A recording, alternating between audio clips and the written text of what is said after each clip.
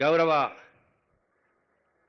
పాలమూరు ముద్దుబిడ్డ, నల్లమల్ల ముద్దుబిడ్డ గౌరవ ముఖ్యమంత్రి రేవంత్ రెడ్డి గారు, డిప్యూటీ సీఎం పెద్దలు బట్టి విక్రమార్క గారు, సహచర మంత్రివర్గ సభ్యులందరికీ, శాసన సభ్యులందరికీ, వేదిక పైన ఉన్నటువంటి ఇతర ప్రజాప్రతినిధులందరికీ, అధికారులందరికీ, ఇక్కడికి విచ్చేసినటువంటి రైతు సోదరులకు, అన్నదమ్ములకు, అక్కజలందరికీ కూడా, మీడియా మిత్రులందరూ కూడా ఈ శుభ సందర్భంలో మీ అందరికీ హృదయపూర్వక నమస్కారం తెలియజేస్తా ఉన్నాం. ఇది చాలా గొప్ప కార్యక్రమము.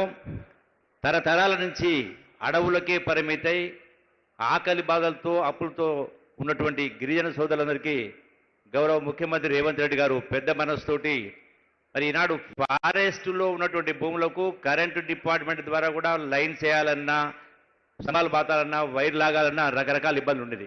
ఈ రోజున ఒకటి కాదు, రెండు కాదు, సుమారుగా 2 లక్షల మంది పైచిలుకు గిరిజన సోదరులందరికీ 12,000 కోట్ల రూపాయలతోటి 6 లక్షల ఎకరాలకు ఈనాడు ఇందిరా గిరి జల వికాసం అనే కార్యక్రమాన్ని, సౌర జల వికాసం కార్యక్రమం చేపట్టడం జరిగింది. ఇది చాలా గొప్ప కార్యక్రమం.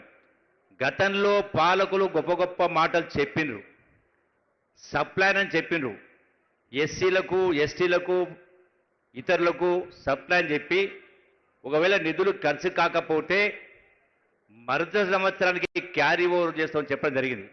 అయినా కూడా 8 లక్షల కోట్ల రూపాయల అప్పు చేసినా కూడా మరి మన వరంగల్లో మాట్లాడినటువంటి కేసీఆర్ దుఃఖం వస్తుందని మాట్లాడిండు.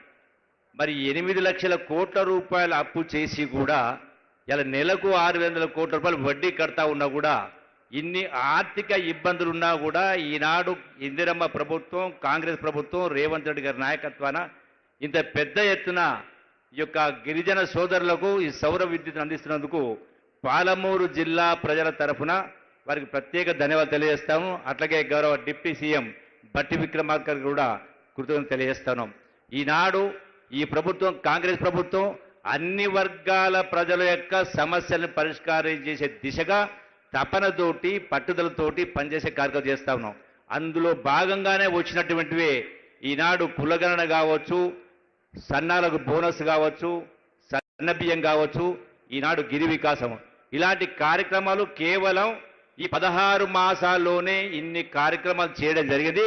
వచ్చేటువంటి భవిష్యత్తులో ఇంకా చేసే కార్యక్రమాలు చాలా ఉన్నాయి. అందుకని ఈ ప్రభుత్వం, కాంగ్రెస్ ప్రభుత్వం, ఇందిరా ప్రభుత్వం ఈనాడే కాదు, మొదటి నుంచి కూడా కాంగ్రెస్ ప్రభుత్వం అంటేనే ఎస్సీ, ఎస్టీ, బడుగు, బలహీన వర్గాల సంక్షేమం కోసం తపనతో పనిచేసే ప్రభుత్వం. కాబట్టి ఈ యొక్క కాంగ్రెస్ ప్రభుత్వాన్ని ఎప్పుడు సందర్భం ఏదొచ్చినా ఆశీర్వదించాల్సినటువంటి అవసరం ఉందని చెప్పని మరొకసారి మీ అందరికీ సవినయంగా విజ్ఞప్తి చేస్తూ సెలవు తీసుకుంటున్నా. జై కాంగ్రెస్. జిల్లా ఇన్ఛార్జి మంత్రివర్యుల సందేశం.